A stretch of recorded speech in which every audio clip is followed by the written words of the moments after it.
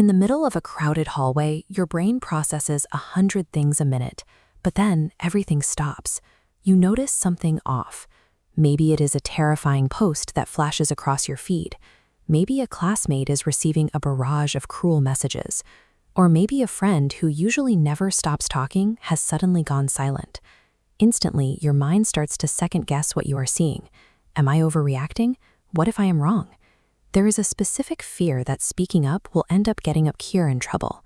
That uncertainty creates a heavy, isolating feeling. You carry the weight of knowing something is wrong, but the fear of making a mistake often leads to a standstill. The situation remains, but you feel stuck. Peer groups often frame the act of telling an adult as snitching. It creates an assumption that sharing a concern is an aggressive move meant to trigger a punishment.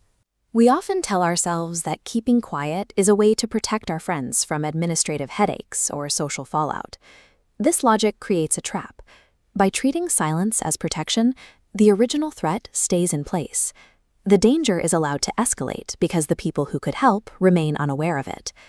When you witness a threat, you face 3 paths. You can ignore it, but hidden threats only grow. You can share the post, spreading harm without a solution. Or you can speak privately to a trusted adult, moving the information to someone equipped to handle it. This path does not require you to be an investigator. You are not expected to gather evidence, verify details, or confront the person causing the problem. You are simply passing the responsibility to someone trained to manage it. Just share what you saw and let the school's support system take over. Once a report is made, the responsibility moves to teachers, counselors, or parents. They are trained to handle these reports with professional discretion. These adults listen calmly and look for the broader context. Their goal is to understand the situation fully before deciding on a course of action, which helps prevent a rush to disciplinary measures. A report is a transfer of information for evaluation. By telling a counselor what you noticed, you are giving them the specific details they need to conduct a professional check-in.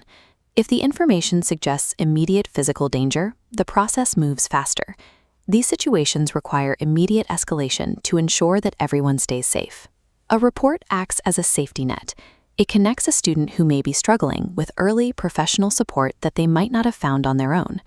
When that support system kicks in, the tension you felt at the beginning starts to clear. The student you were worried about is now being looked after by the right people. Real loyalty to a friend involves looking out for their long-term well-being. Speaking up when someone is at risk is a way to honor that friendship by ensuring they stay safe. Choosing to speak up changes the outcome. It moves the focus away from telling on a peer to squarely standing up for their safety. This shift in perspective turns a bystander into a helpful participant.